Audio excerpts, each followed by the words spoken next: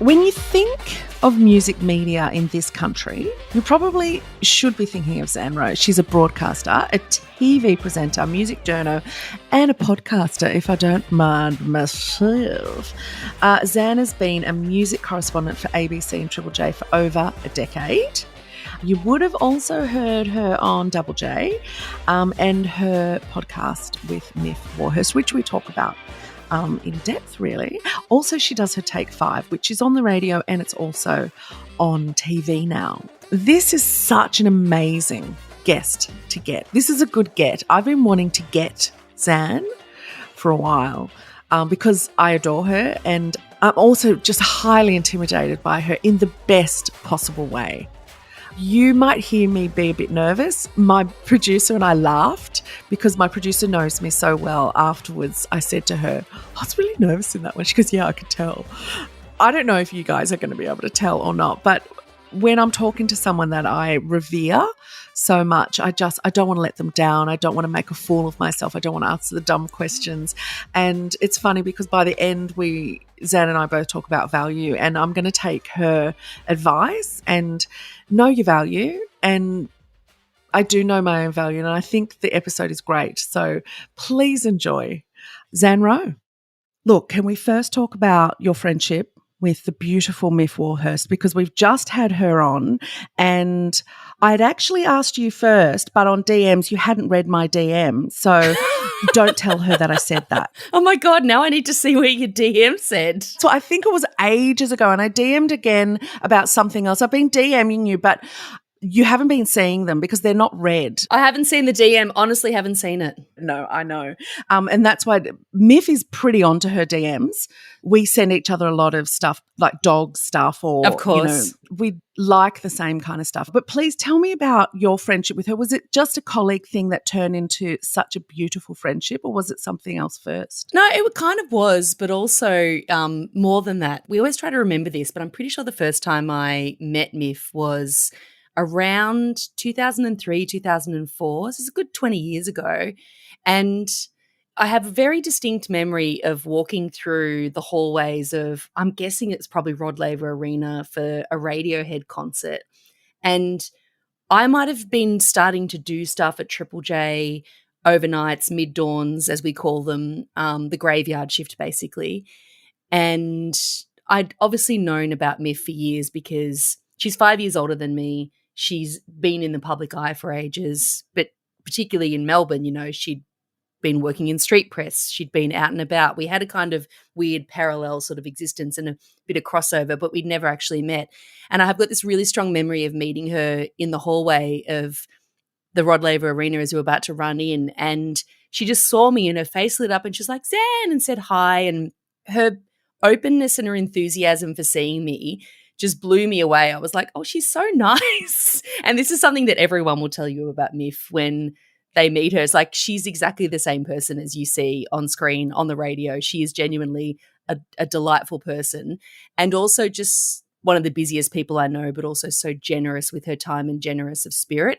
And then soon after that, I started working at Triple J in Melbourne, and we sat opposite each other in Melbourne before she moved to Sydney and started doing the breakfast show in Sydney. So that was kind of where it all began. But I have a really distinct memory of that Radiohead meeting and just thinking instantly, you're a nice person. Oh, I love that. And I love that it was such a cool band that you met during.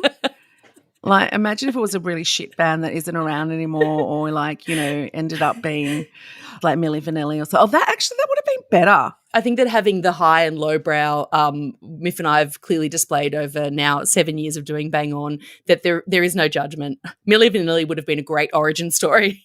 It actually would have, wouldn't it? I just watched that documentary. Did you see it? Oh, no, I haven't yet, but I do love music docos. Is that another one that's on Netflix? I can't actually remember what it's on, but can you please watch it, you two, because it's such a sad documentary and it's so fascinating, and there's a secret in it that I think the world needs to talk about a lot more of what happened, and I really need you guys to bang on about it. Okay, that's a good tip. Milli Vanilli doco. I'm going to scribble it down now so I don't forget. Isn't it lovely to have women like Myf in your life who know what it's like to forget things really easily now? Like, you used to be able to remember things and we're at an age where things are starting to, the brain fog, like she's done the menopause stuff, I'm doing the menopause stuff.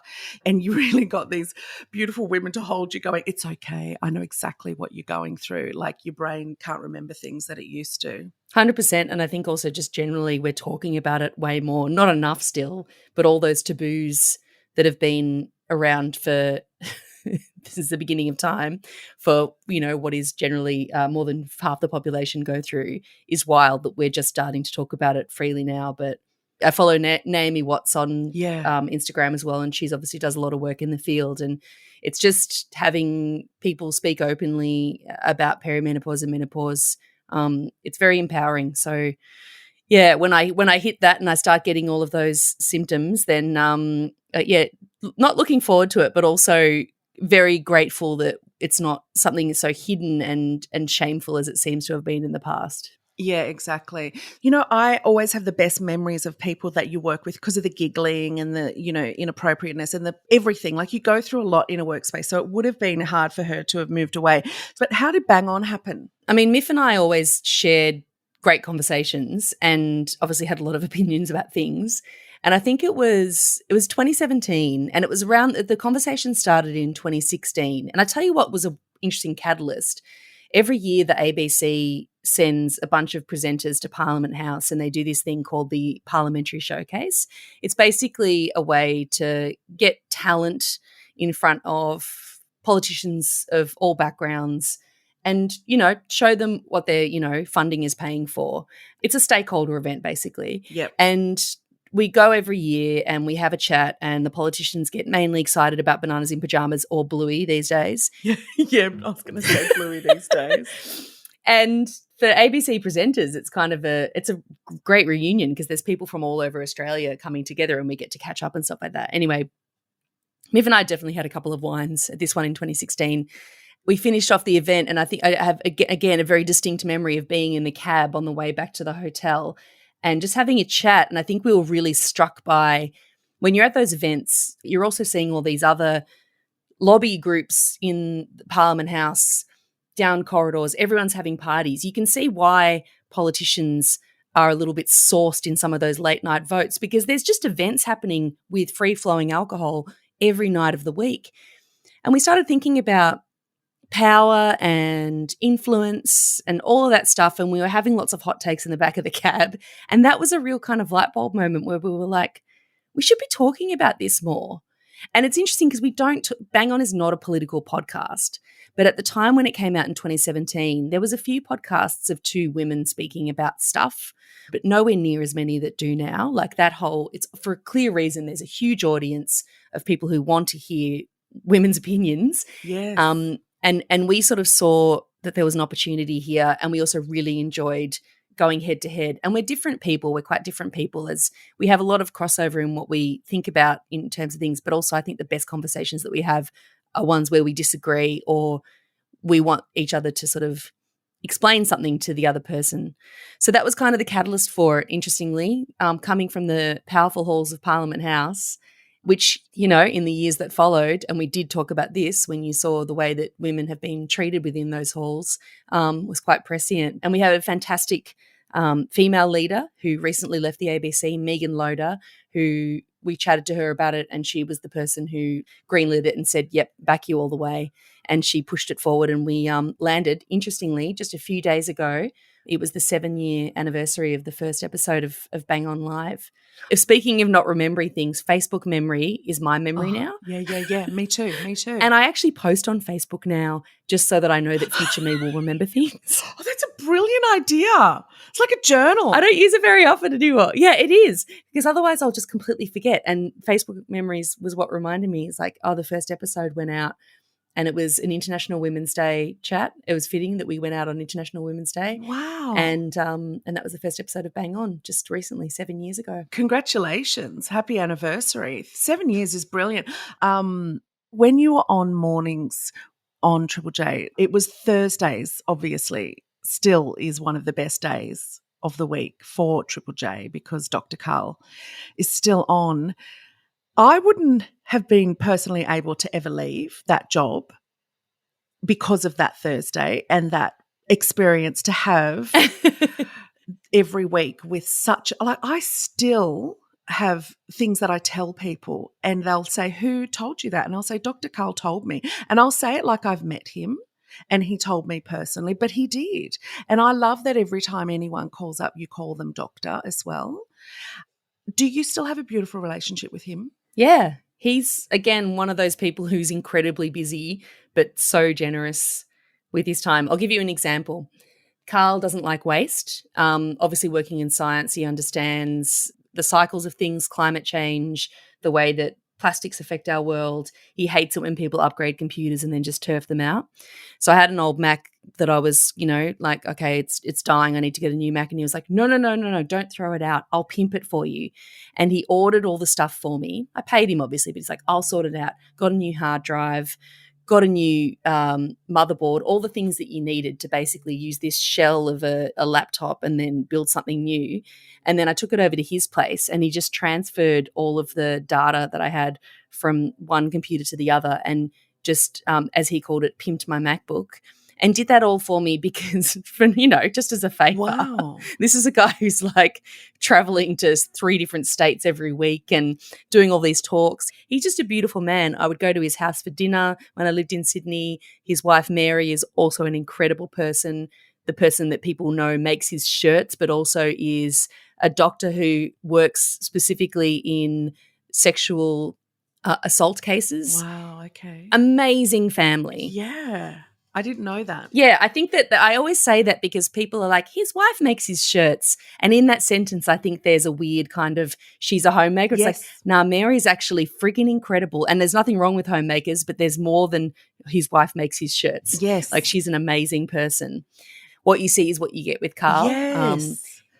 He's a wild man, and he's hilarious, and he never gets old. Like, he's a national icon. Yeah. Well, I just feel so lucky to have him, that we got him in this country. He's just such a great communicator as well, and I think that it's testament the fact that he's been literally doing the same segment on Triple J. We celebrated his 30th birthday when I was there, so it's got to be. He would have been there for more than 40 years now. Oh, my God. That's brilliant. It never gets old. Like, generations after generations have grown up with him and learnt so much. And what an incredible asset and gift that is to have. Can I first, just going back to Bang On, that's actually my favourite podcast. Oh, Yvie, thank you. I'm not a podcast listener, even though I have my own podcast. And that sounds really bad, but everyone knows that you're a podcast listener or you're not. So I don't listen to a lot of podcasts and I find it really hard. It's not the medium for me. I'm more of a visual person.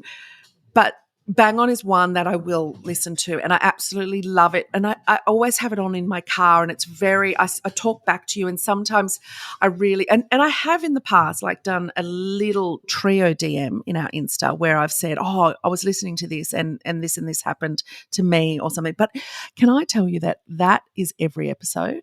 That there's something I just want to get in on or tell you. I love that. So that is my actual favourite podcast.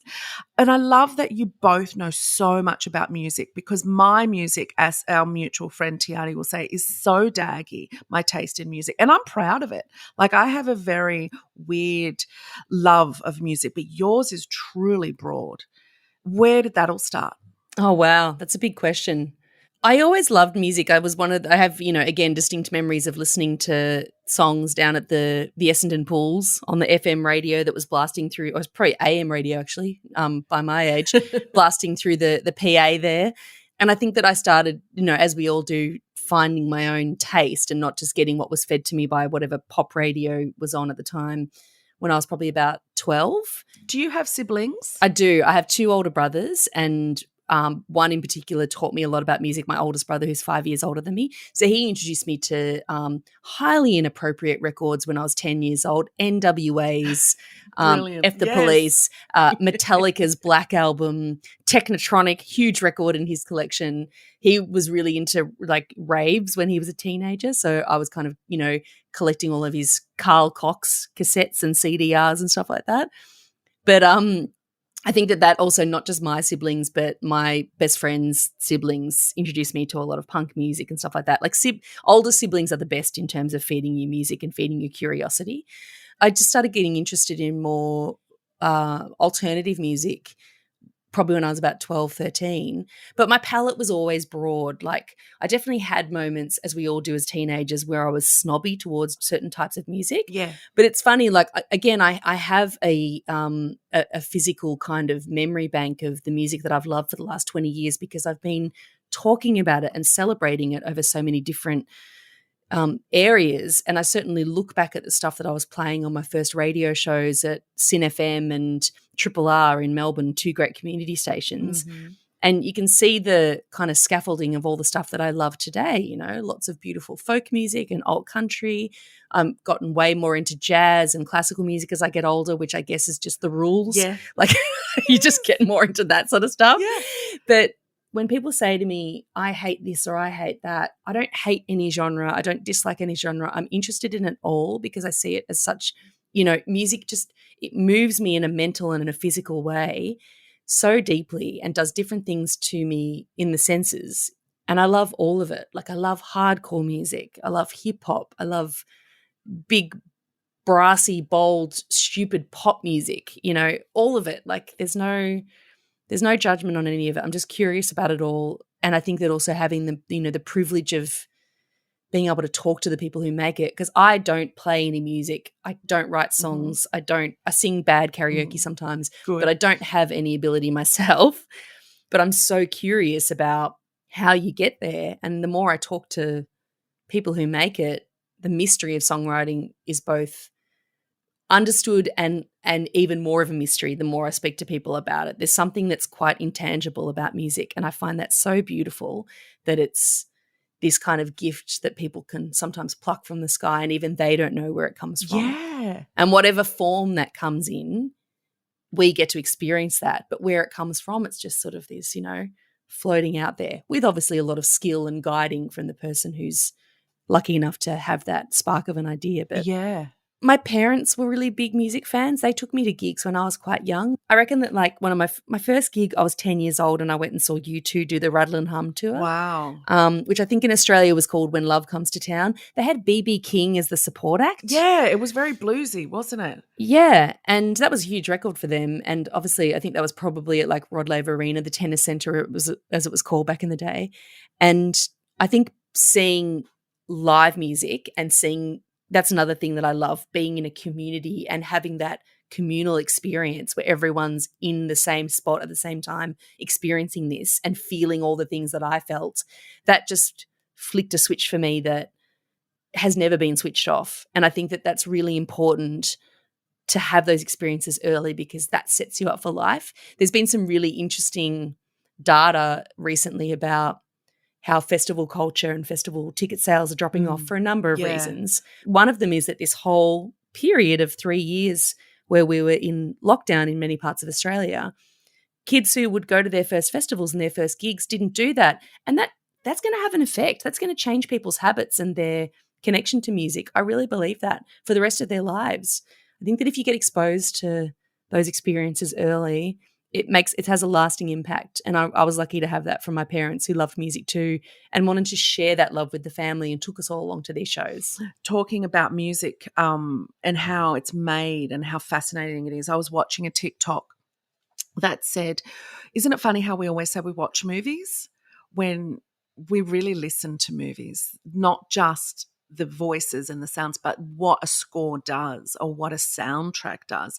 And he went on and really showed some amazing examples. I hope I can somehow find that again because I should have saved it at the time, but it really made me think, because I have a recent friend that I've met who is a composer of movies, does score, and it really made me start looking differently and I guess listening differently to movies. But it is quite amazing what music does. Like I was just watching Myfs the other night with my friend, you know, hate watching Myfs as you do, but we would do the sounds to each other like, oh, he's getting his heart broken. It's the violins now. And then, oh, she's got something to say as a secret. And we both went, oh, oh, oh, oh. together because we knew that the meant something is coming. And then it was like what it can do to you is quite manipulative. Yeah, manipulative is the word. It's evocative, it's manipulative, it's a trigger, it's pointing you in a certain direction. You think about like what a horror movie soundtracks would be, and if you took that away, it'd be ridiculous or just really kind of bland. It's interesting that you talk about, Regan, not just music, but obviously, sounds. Sound is so important in film. And on the weekend, I saw The Zone of Interest, which is... Oh, my God. Can we talk about it? So you've seen it? Yeah, I have. I can't stop thinking about it. Incredible film, right? And Incredible. I watched all the Oscars because I love the Oscars. I love awards ceremonies, and that's the cream of the crop, obviously. But I was so stoked to see that against all the big blow-up action movies that often win the Sound Awards, that The Zone of Interest won the award. Because that's a perfect example of the sound told a parallel story, and without that, like, I'm just getting shivers thinking about some of those shots where the things that you're hearing and the things that you're looking at are very different, but that is the story. And it's just sound and music are so incredibly important. More important, as you say, than your friend said, you're listening to movies. It's just hugely important sensory experience. I could not agree more about it winning the Oscar for that particular award. Like what it did for you emotionally, it was so because of that sound, because of what we were hearing, and not just that, like the music and the choice of not playing score. And I've gone deep rabbit hole with Jonathan Glazer on TikTok, and I've watched as many interviews as I possibly can about him talking about the choices he made for the way they shot and the way that they did the sound. And they did choose, they were going to have a score and they chose not to, but then at the end there's that music at the end when it goes black, the screen, and that stays for 40 seconds. Did you just sit and just like be transfixed by that sound? Like it was such an awful sound. Yeah, that film blew me away. I had to sit there. I went along with my mum to that film, and we both just sat there until all the credits had rolled, and we didn't even speak to each other. We were just sitting there just absorbing it all, and then just kind of looking at each other and went, like, wow. It's one of the most affecting movies I've ever seen. And it was incredible to see Jonathan Glazer's speech at the Oscars relating to it as well. I thought that was the best speech of the night. It was. It absolutely was. So talking about music again, do you have a favourite artist? Oh, Yvie, don't ask me that. It's the worst question, isn't it? To someone who loves music so much, how could you possibly have? Could anyone that loves music and work in music have a favourite artist? I don't think so, but I don't think that just applies to people who work in music or love music as well, because I think that music is it's malleable, it changes. And this is actually one of the reasons why when I do my Take Fives, which is a podcast and a now TV show, that's never what are your 5 favourite songs. It's always based around a theme, because I don't want people to be paralysed by that question of what are the 5 songs that define your life. So I try to push them down a different route and think about their life in a different context with this sort of theme, and then pick songs around that. And it's exactly for that reason, because I think that, and if people like Paul Kelly have done Take Fives a few times, and it's always different because it's different parts of his life and different themes. My favourite artist 20 years ago, I would have said, Tom Waits, or, when I was 10 years old, Kylie Minogue, obviously. And I love Kylie, and I've continued to love her since I was a little kid. But there's certain points where it changes, and certain times in your life where you need artists more than others, that they're the center of your world. I think that for me, I listen to so much music as a result of my work that sometimes I'm kind of churning through stuff a little bit. But one of the best things about that is that sometimes I think, oh God, I haven't listened to a good song in a while. Have I lost the feel? Do I not care anymore? And then something reaches out and grabs you, and you're like, no, it's still there. There's just a lot of music, and there's quite a lot of bad music, or at least just music that I'm not into, But there's heaps of really incredible music that still gives me that feeling, those shivers, makes me feel like this is, singing my story, or makes me dance, or makes me cry. They all still exist, and I've never lost that. So it's always changing. I'm obsessed with Beyonce, and so you should be. And I think that what she's doing in music and culture is something to behold right now. I just think that I'm just so excited to live in the time of Beyonce. So I have favorite artists, but not one particular favorite artist. Good. I'm glad. I mean, it would just be weird because it would change. It has to change. Kylie Minogue to Tom Waits to Beyonce. I mean, they're just the three that you named, and there's just so many more. Have you noticed it? I mean, obviously, there's a huge shift in the making of music, but do you think we've gotten worse? Do you mean like the quality? Yeah, the quality, the value of it, like the way it, it's being made and what is being made. And as far as artists go, like, you've got people who don't have to sign. They don't need to sign to big labels anymore. They can self-market. And like, do you think that's a good thing or a bad thing? I think that's a really huge and complex question. So break it down in 5 seconds. How long have we got? No, we don't have that long, but yeah, I mean, this is something that whenever I talk about this sort of stuff in any sort of forum, and there's no one easy answer to it. It's a big petri dish of different, music ecologies, and everything feeds into everything else. I think that the sheer volume of music is enabled because of all those things, like people can create it themselves, they can distribute it themselves. In many ways, that's incredible because all the people who had barriers up against them because of various reasons, because of money, because of racism, because of style, whatever reason, they're not there anymore. And people can find, we no longer live in this kind of monoculture. Instead, we have millions of subcultures and everyone can find their tribe. TikTok's a perfect example of that. Everything that's tiny can become huge because it's just this massive sort of multi-broadcast model where you can find your people. But the value of music, I think the way that we value music has just plummeted. The way that we think about, I remember saving up my pocket money and buying a $30 record from Brash's and playing that to death. And because I'd bought it and because I had it physically and because it was the one thing that I had and I couldn't just access the world of music through my computer, I listened to it over and over again.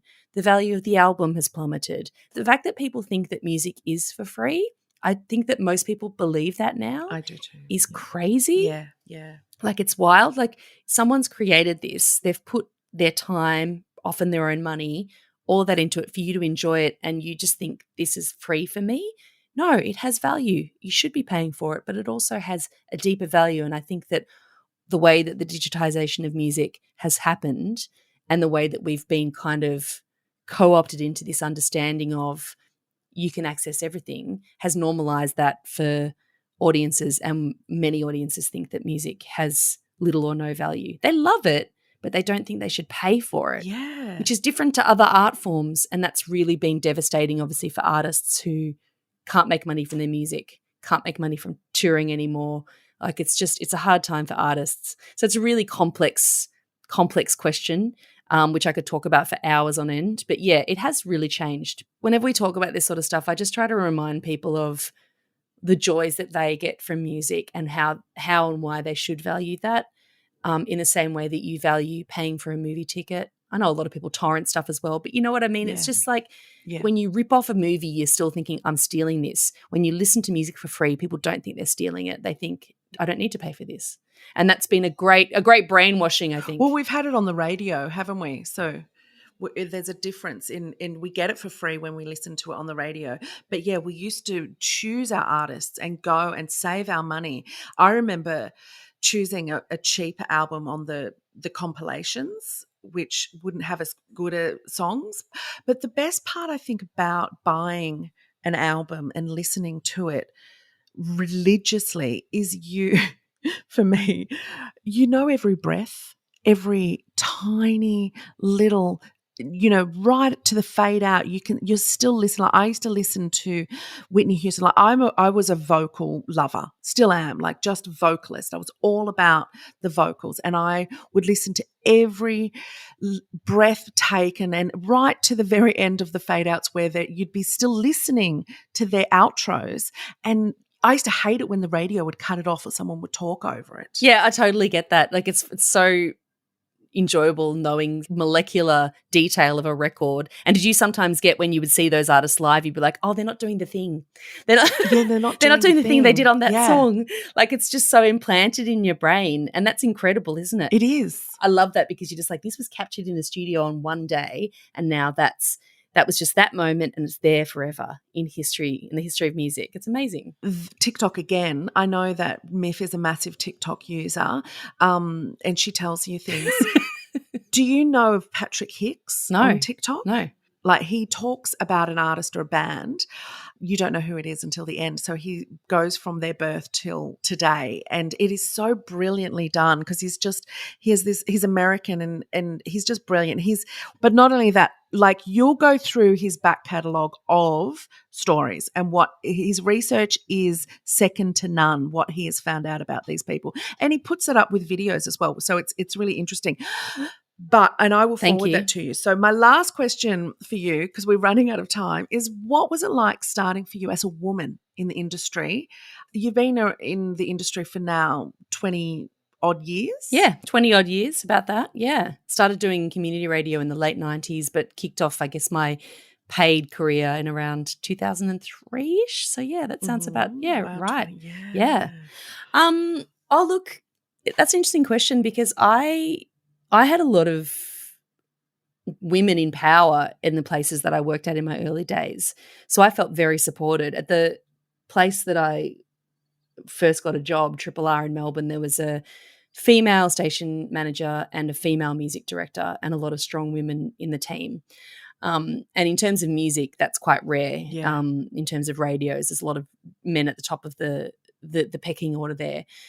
So I always felt very supported. Yeah, how fortunate. And encouraged. My mum also is a mad feminist who is like never made me feel as though I should settle for anything but the best, always pushed me.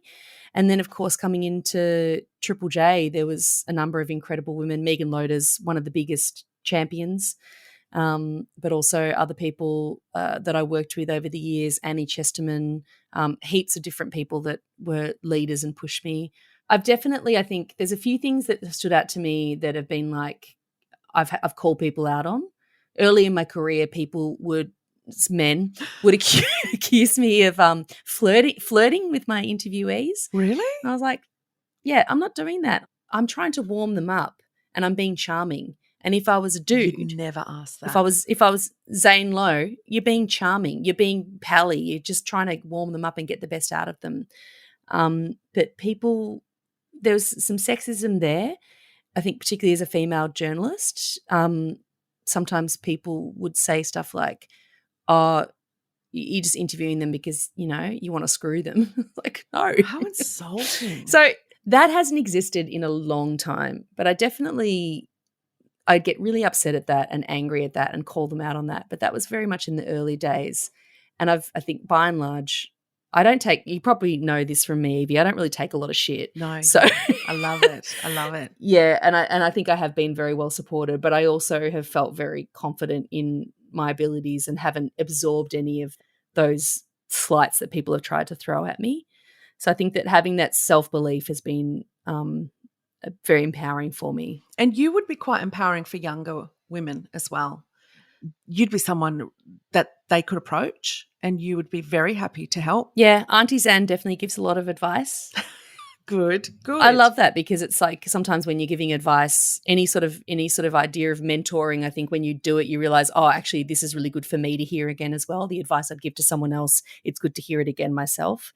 I chat a lot with other broadcasters, Lucy Smith, who's the new Triple J Mornings, not new anymore, she's been there for years, but most recent Triple J Mornings host, Linda Mariano, other different DJs and broadcasters I've chatted with over the years. And I don't claim to know everything or have all the answers, but I'm always happy to chat with other women because I know that it can be challenging. Still to this day, it shouldn't be, but it can be really challenging. And I think just reminding people that they're fucking great and they deserve to be there and they should push back and they should ask for things and they should expect more, both within the broader music industry and also within the ABC.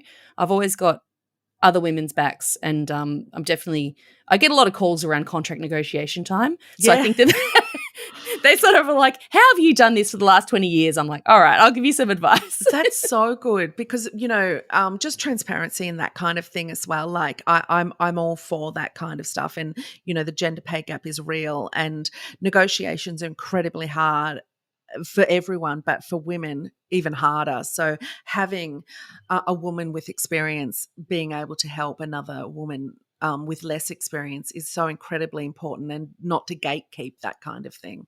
So I'm really glad that you do. I think that people just need to remember, and this is something someone's said to me many times, is like, know your value, remember your value. I think that, women often undervalue themselves, think that they're lesser than. It's like, you've got to remember your value and go in strong and be ready to rebut what other people are offering you, because they know that you don't have that confidence. Like, know your value. Oh, good. Well, on that note, that's perfect ending. Thank you. Know your value. You know your value, and I'm really glad that you do, because your value is high. Thanks, Yvie. I mean, I have my days, but well, yeah, we all do. But it's good to know who you are, and that you should be really proud of yourself, because your parents must be very proud. Yeah, my parents are great supporters, and as music fans, I mean, they're still gig pigs, by the way. Yeah. Well, I think I met your mum at the Tina Arena, like you. And Jeff. Oh no, that was Jeff's. That was Jeff's mum. Yeah, that's my mother-in-law. Yeah, right. Someone's mum behind me at the Tina Arena concert.